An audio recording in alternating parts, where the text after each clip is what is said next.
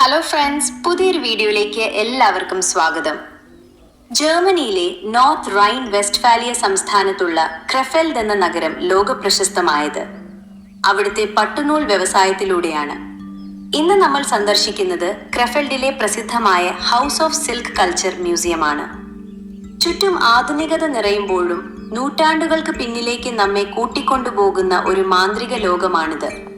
ഇവിടെയുള്ള ഓരോ തറികളും ഓരോ നൂലിഴകളും പറയുന്നത് കഠിനാധ്വാനത്തിന്റെയും കലയുടെയും വിസ്മയിപ്പിക്കുന്ന കഥകളാണ്.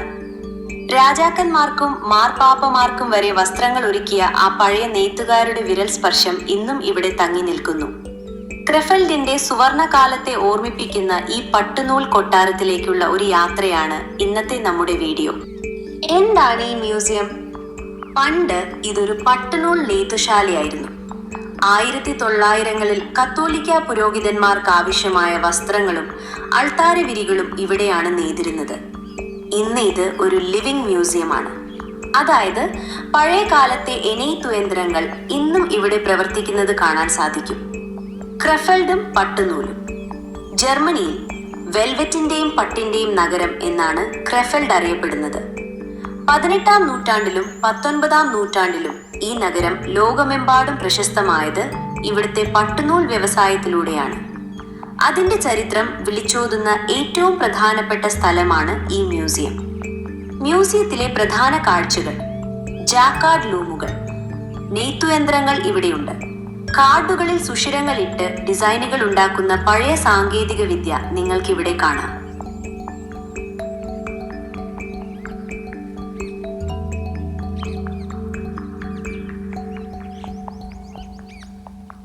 നെയ്ത്തുരീതികൾ. സാധാരണ തുണികളിൽ നിന്ന് വ്യത്യസ്തമായി വളരെ സങ്കീർണമായ ഡിസൈനുകൾ എങ്ങനെയാണ് പട്ടിൽ നെയ്തെടുക്കുന്നത് എന്ന് ലൈവായി കാണിച്ചു തരും. പഴയകാലത്തെ രാജകീയ വസ്ത്രങ്ങൾ, മനോഹരമായ എംബ്രോയിഡറി വർക്കുകൾ എന്നിവയുടെ വലിയൊരു ശേഖരം ഇവിടെയുണ്ട്. കത്തോലിക്ക സഭയിലെ പുരോഹിതന്മാർക്ക് വേണ്ടി മനോഹരമായ വസ്ത്രങ്ങൾ നിർമ്മിച്ചിരുന്ന ഒരു ഫാക്ടറി ആയിരുന്നു പണ്ടേത്. ഓർമ്മിക്കാൻ, ഇതൊരു സാധാരണ മ്യൂസിയം അല്ല, മറിച്ച് ചരിത്രം ഇന്നും ജീവിക്കുന്ന ഒരു സ്ഥലമാണ്. ഇവിടുത്തെ ഗൈഡുകൾ പലപ്പോഴും മുൻപ് ഈ മേഖലയിൽ ജോലി ചെയ്തിരുന്നവരോ ഈ വിഷയത്തിൽ അഗാധമായ അറിവുള്ളവരോ ആണ്. അവിടുത്തെ അത്ഭുതപ്പെടുത്തുന്ന മെഷീനുകൾ. ഈ മ്യൂസിയത്തിലെ ഏറ്റവും പ്രധാനപ്പെട്ട ആകർഷണം ജക്കാർഡ് ലൂമുകളാണ്. ഇവയെ ആധുനിക കമ്പ്യൂട്ടറുകളുടെ മുൻഗാമികൾ എന്ന് വിളിക്കാം. പഞ്ച് കാർഡുകൾ. ഡിസൈനുകൾ നിർണ്ണയിക്കാൻ ഈ മെഷീനുകൾ മരം കൊണ്ടോ കാർഡ്ബോർഡ് കൊണ്ടോ ഉള്ള പഞ്ച് കാർഡുകളാണ് ഉപയോഗിക്കുന്നത്. ഒരു പ്രത്യേക സുഷിരത്തിലൂടെ സൂചി കടന്നു പോകുമ്പോൾ ഒരു പ്രത്യേക നൂൽ ഉയരുകയും ഡിസൈൻ രൂപപ്പെടുകയും ചെയ്യുന്നു.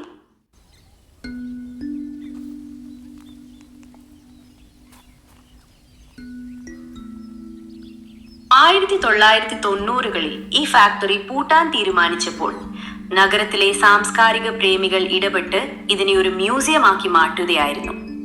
അങ്ങനെയാണ് ക്രെഫെൽഡിന്റെ പട്ടുനൂൽ പാരമ്പര്യം ഇന്നും സംരക്ഷിക്കപ്പെടുന്നത്. യന്ത്രം മാത്രമല്ല, അത് പ്രവർത്തിപ്പിക്കുന്ന നെയ്ത്തുകാരന്റെ വൈദഗ്ധ്യവും അതിശയിപ്പിക്കുന്നതാണ്. മണിക്കൂറുകൾ നീണ്ട പരിശ്രമത്തിലൂടെയാണ് ഓരോ ഇഞ്ച് തുണിയും പൂർത്തിയാകുന്നത്.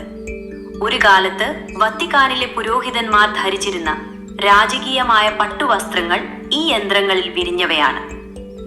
സാങ്കേതിക വിദ്യ ഇത്രയേറെ വളർന്ന ഈ കാലത്തും നൂറ്റാണ്ടുകൾ പഴക്കമുള്ള ഈ വിദ്യ മാറ്റമില്ലാതെ ഇവിടെ സംരക്ഷിക്കപ്പെടുന്നു എന്നത് അത്ഭുതകരമാണ്.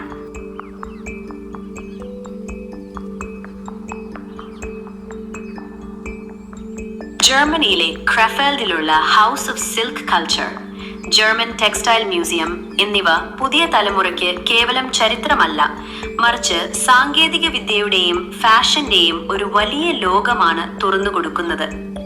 പുതിയ തലമുറയ്ക്ക് ഈ മ്യൂസിയങ്ങൾ നൽകുന്ന പ്രധാന അറിവുകൾ: പാരമ്പര്യവും സാങ്കേതിക വിദ്യയും തമ്മിലുള്ള ബന്ധം.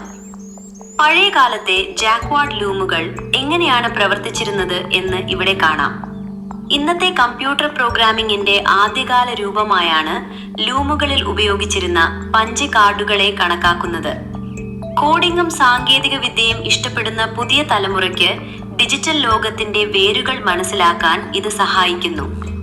ഫാസ്റ്റ് ഫാഷന്റെ കാലത്ത് ഒരു വസ്ത്രം നിർമ്മിക്കാനെടുക്കുന്ന കഠിനാധ്വാനവും അതിന്റെ മൂല്യവും മ്യൂസിയം കാണിച്ചു തരുന്നു.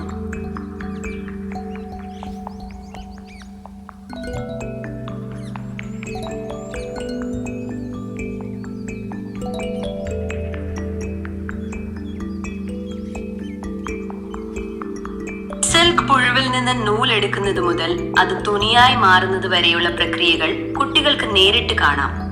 ഇത് പ്രകൃതിയോടും വസ്ത്രങ്ങളോടുമുള്ള ബഹുമാനം വർദ്ധിപ്പിക്കുന്നു. പരമ്പരാഗത നെയ്ത്ത് രീതികൾ, ഡൈയിങ്, എംബ്രോയിഡറി എന്നിവയിൽ താല്പര്യമുള്ളവർക്ക് അതൊരു കരിയറായി തിരഞ്ഞെടുക്കാനുള്ള പ്രചോദനം ഇവിടെ ലഭിക്കുന്നു. സ്പെഷ്യൽ വർക്ക്ഷോപ്പുകൾ 5 മുതൽ 14 വയസ്സുവരെയുള്ള കുട്ടികൾക്കായി സിൽക്ക് ഡിപ്ലോം, ടീഷർട്ട് ഡൈയിങ് തുടങ്ങിയ പ്രായോഗിക പരിശീലനങ്ങൾ ഇവിടെ നൽകാറുണ്ട്. ഡിസൈനും സർഗാത്മകതയും ലോകത്തിന്റെ വിവിധ ഭാഗങ്ങളിൽ നിന്നുള്ള പുരാതന വസ്ത്രങ്ങൾ ഇവിടെ പ്രദർശിപ്പിച്ചിട്ടുണ്ട്. ഫാഷൻ ഡിസൈനിങ് പഠിക്കുന്നവർക്കും കലയിൽ താല്പര്യമുള്ളവർക്കും പഴയകാലത്തെ ഡിസൈനുകൾ പുതിയ രീതിയിൽ പുനരാവിഷ്കരിക്കാൻ അപ്സൈക്ലിംഗ് ഈ മ്യൂസിയം വലിയൊരു ലൈബ്രറി പോലെ സഹായിക്കുന്നു.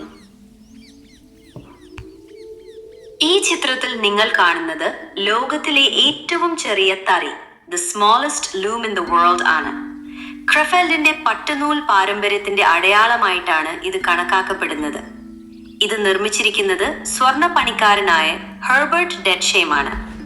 1982 ഇത് ഗിന്നസ് ബുക്കിൽ ഇടം പിടിച്ചത്. ഇതൊരു കേവലം കൗതുക വസ്തു മാത്രമല്ല, യഥാർത്ഥത്തിൽ പ്രവർത്തിപ്പിക്കാൻ കഴിയുന്ന ഒരു തറിയാണിത്. വളരെ ചെറിയ അളവിലുള്ള പട്ടുനൂൽ ഉപയോഗിച്ച് ഇതിൽ തുണി നെയ്യാൻ സാധിക്കും. ക്രെഫെൽഡിലെ മുൻകാല പട്ടുനൂൽ നെയ്ത്തുശാലയായിരുന്ന ഹൗസ് ഓഫ് സിൽക്ക് കൾച്ചർ മ്യൂസിയത്തിലെ പ്രധാന ആകർഷണങ്ങളിൽ ഒന്നാണിത്. ക്രെഫെൽഡ് നഗരം പണ്ട് വെൽവെറ്റ് ആൻഡ് സിൽക്ക് സിറ്റി എന്നാണ് അറിയപ്പെട്ടിരുന്നത്. ആ ചരിത്രത്തിന്റെ സൂക്ഷ്മതയും നൈപുണ്യവുമാണ് ഈ ചെറിയ സ്വർണ്ണത്തറിയിലൂടെ ആവിഷ്കരിച്ചിരിക്കുന്നത്. സുഹൃത്തുക്കളെ, ക്രെഫെൽഡിലെ ഈ സിൽക്ക് മ്യൂസിയത്തിലൂടെയുള്ള യാത്ര സത്യത്തിൽ എന്നെ മറ്റൊരു കാലഘട്ടത്തിലേക്കാണ് കൂട്ടിക്കൊണ്ടുപോയത്. നമ്മൾ ഇന്ന് ധരിക്കുന്ന വസ്ത്രങ്ങൾക്കും ഫാഷനും പിന്നിൽ ഇത്രയേറെ അധ്വാനത്തിന്റെയും കലയുടെയും ചരിത്രമുണ്ടെന്ന് ഇവിടെ വന്നപ്പോഴാണ് ശരിക്കും ബോധ്യപ്പെട്ടത്. ആ പഴയ തറികളുടെ ശബ്ദവും നൂലുകളുടെ മണവും ഇന്നും അവിടെ തങ്ങി നിൽക്കുന്നത് പോലെ തോന്നും. സിൽക്ക് എങ്ങനെയാണ് ഒരു നഗരത്തിന്റെ തന്നെ ചരിത്രം മാറ്റിമറിച്ചത് എന്നത് അത്ഭുതകരമാണ്. നൂറ്റാണ്ടുകൾക്ക് മുൻപ് ഇത്രയും സങ്കീർണമായ ഡിസൈനുകൾ കൈകൊണ്ട് നെയ്തെടുത്ത ആ കലാകാരന്മാരോട് വലിയ ബഹുമാനം തോന്നുന്നു. വെറുമൊരു മ്യൂസിയം സന്ദർശനം എന്നതിലുപരി മനുഷ്യന്റെ കഴിവിനെയും സർഗാത്മകതയും തൊട്ടറിഞ്ഞ ഒരു അനുഭവമായിരുന്നു ഇത്. നിങ്ങൾ ജർമ്മനിയിൽ ഉണ്ടെങ്കിൽ, പ്രത്യേകിച്ച് ക്രെഫെൽഡിൽ വരുന്നുണ്ടെങ്കിൽ തീർച്ചയായും കണ്ടിരിക്കേണ്ട ഒരിടമാണിത്. ഈ വീഡിയോ നിങ്ങൾക്ക് ഇഷ്ടമായെങ്കിൽ ലൈക്ക് ചെയ്യാനും ഷെയർ ചെയ്യാനും മറക്കരുത്. ഇതുപോലെയുള്ള കൂടുതൽ വിശേഷങ്ങളുമായി നമുക്ക് അടുത്ത വീഡിയോയിൽ കാണാം. നന്ദി.